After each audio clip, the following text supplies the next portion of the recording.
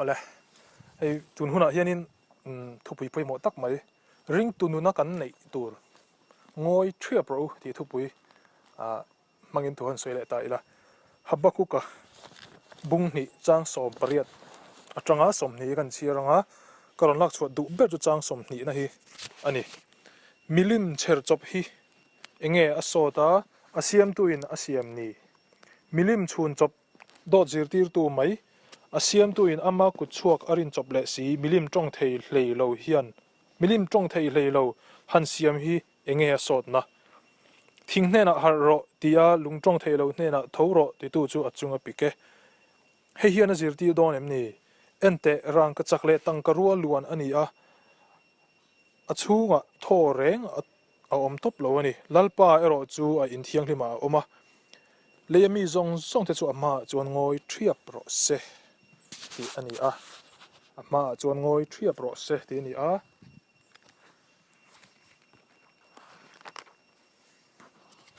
Zakaria bung ni chang som pathum an sia lenge mi zong zong te u lalpa ma chuan ngoi thiap ro ani chu a mun thiang lim mata alo tho to si a ti ani hei voina hian soi tawng khan ngoi thiap ro ti thupi kan hmang do na I helai habakuk azia kan chhiara hianin hei chang som pariat atang hianin an chukla a pathian dang betu ta chu an pathian biak kha hei ka pathian biak ni ta se an pathian biak atong lowa a betu zok an tonga thom siam tu zok an ni thin chu chang som hnia chuan lalpa ero chu in thiang hlima oma leimi zong zong te chu ma chuan ngoi thria pro se pathian betu te ve thung ro chu beng chen mo beng chen ti khan tong trai aw to lo tur ni a pathian fakin biakina khong den an rik to lo tur tin lam ni lovin kan milem betu te chuan an pathian ka thiran hril zok thina pathian nung betu te chu kan pathian zokin kan nuna in thil ron soi du thina chuta chuan a hma hian a thungai changin mo ngai chang te pon ti thei an ti thin thawa chu tiang chuan kan lo om tur ni amma ngakin mo ngoi thria pro ngoi om je hi hei sap tonga hush anti mo lo ngai chang ro lo ngak ro mo enge niang mari nun mari chuan an tinge ti khala zara unaw nu kha mari chuan i suwa ke bula thuwa i suwa o thilron soile du aneyang ti in i suwa bula athuwa thil danga da thani mari kha awatong to lova awatong thei taloy tin lam ni lovin annun khan pathian nga kha annun kha angoy ani mo annun zo kha pathian thu nga kin alo in pe ani hei zir skula zirlain zirtir tu thil explain lai a soi fi lai an lo ngai thlan lo ngoi thap a o an lo ngai thla ate mo entiran hna anga te po mi in apu emo api emo achunga mi alo nga ka mo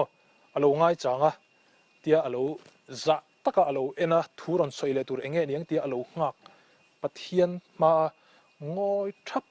pathian ma ngoi renga vaoma ama ngai chan nan nun ani kan nun hi alo enge alo beng cheng ma lu tuka chu wang chuanin kan hriat turang pathian o ko hi kan lo hre thei ro le thina kan ngoi na hian pathian nga kha pathian ngai changa thil dang zong ai pathian o zok hriat do kan lo om thina chu nun na chun pathian in puan na salu tukin a thleng thina hei biak ina te chuan ko hrana te po ani na taka chuan ko hrana te hian kan hanin khoma cholni a te po mo zana te po mo bengchen kan phal lo ni tro ko hrana chuan ko hran thren khata chun kut ben po a rem lova ko hran thren khata chuan in thalak po rem lova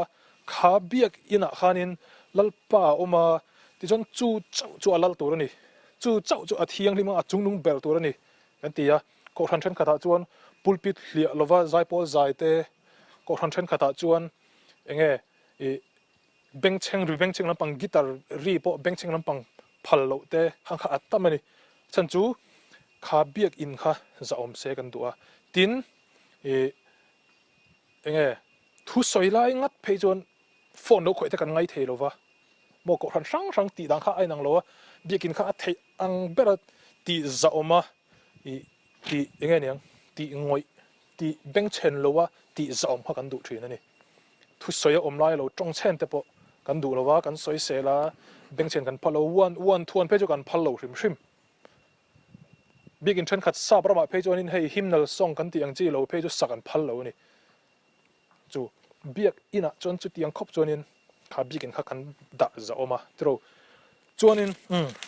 kha adik lo ti lo tur tin lam ni mi lo bin e korin thon khal bung thum chang som par ko chon hei zo hi pathian temple kan ni pathian temple dik tak chu hei kan ni biak ina khatia kan vati thu soilai te lo tong lo wa lo ngoi kha ti to lo tur tong sup tur tin lam ni lo wa biak in hemi kutakan sa concrete building denomination ho kan in khom thin na akan practice atak taka kan thil ti thin kan nu na hian lak lo hun ani mi in thu soi lai heta ko thonu pa mo pastor in mo thu soi mol line tunge lo tong rumur ngai a o kha hriat kan do kan ngoi thapa ama kan entry ani chu nun chu kan nu na hian kan seng lu anga ya pathian ma hian kan ngoi hi hun ani chude ti wang chu soi tong khan tong trai ve to lo tur kan o te han ti ri to lo tur lam ni lo vin lalpan enge wena ka hna thu soi du anayang lalpan enge ka hna hian puan du anayang mari ang khan soi tong khan kalalpa hian enge soi du anayang tin iso ke bula thu a en top helam erong bol lampang kha chu angai tu to lo reng an nun kha pathian ma khan e ava in pumpek sap tong taken ava in surrender at pumpuin ava in surrender pop engkimaron kalsan pop bai ni chu nun chu ni kan nun hi mo tina ani chu beng cheng su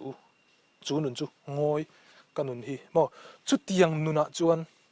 thil dang ron ti boi tu an om pal hlawa mani po in veng phim khu thina chuan I suwa atong thina ni tiang nuna chuan ti boi tu an om phal mi alo tu chu tiang nuna chuan ani chu nun chu ni tin hian a tharin chu nun chu ni tin a thara kan nuna e ngani ma ni thau chu ni na kan nun aron roron rel nan theina tura kan nun hi ni tin a thara kan lo pek ve hi anga ya jing kanon har tira te hian in ngai jong te chon jinga minon be ma saber ro o ten ti tin in ngai poimo mo I suwa hi jing ron har tira hian a engzat na vela nge I suwa ya om veng lalpa voini itan ani wena hian nangma do dal chi zong kan na om ka phal lo itan ka in la ne itan ka in pum pe ken ni tin a tharin mo ni tin a thar tur ani ti chuan entiana pakhat pani khat kan pele anga e nikum sang ni som pako December khanin hey Bethel ministry then Highfield youth fest ani time ka shep min kha an boss ya khanin kan thian hoin kan vakal ve kha crusade khanin kha festival khanin atop jana han bike man theya chuan kan vakala ke kha chuanin a masala ma han kopon la ka chang ha ka lo hria lo wang khan thian theu kha chun man khanin ring khop ma chuan heta stage atang khan an pota kopon kha a kopon kha anei tu te phone number kha alo om zela an phone zela ni kha feel la lo om ngei kha na dong dona ti chuan an han phone a ka thian te ho kha chuanin anin ring lut tuk to an phone kha phone call ron kala pe ma ni an ni kha anin ring zia chuan ke han ka lo fiam thina phone call kal don han ka phone kalo an mani number ha kalo dara an mani mote han in ti thina an phusok zok zera amaro chu kha an lo lo mi lo ni chan chu eng wange phone call heta state tanga phone call ron kal tu zo kha ka phone call khana lo block anga alo enge alo busy tir han on phone tlang thelo ti khan lawa chu wan ke alo wang khan ngai thelo wa mi lo ti to su te thin rim em lo wa thian tha ten ni amai ro chu ke mana ka lo wa phone ve an du mi lo mo lo phone to lo te ti lo chen ni kha to gin chu nun chu ni ngoi om je chu sap tonga distraction an ti min ti boi tu pathian ne kan in kar ti boi tu pakhat na om phal lo pathian o chau lo nga ka chumi ya enge niang sap tong te mang le ta la main focus da chumi chau chungai poi mo nuna pathian an ain lan trin ani in ngai zong te po abial pa mo abial nu ne na mo anin kar ti che thei chi Facebook Instagram WhatsApp an om mi an phal ngai lo ngai zong in rin om tak tak te chon chu tiang nun chu ni eng kim da that vek tak tak ani mo I extreme ma ni lo mo ti tong kam hi om le thina pathian ai chuan in a extreme khop mai pathian nu na hi chuan mo pathian zui tu nu na chuan khovel nun atanga kan te awang zo khian extreme hi kan ti le mai thina amai ro chu sei to ang khan thil dang zong zong aya pathian o ngai changa lo ngak thi an nun lo ti ngoi thin pathian o lo hriat lo hlau em anuna pathian in zungaron kai lo hlau em tenuna pathian a tong thin ani chu wang chu nang po lo ngoi la lo ngoi thiap la lalpai nuna lo tong lalpan mal som chero se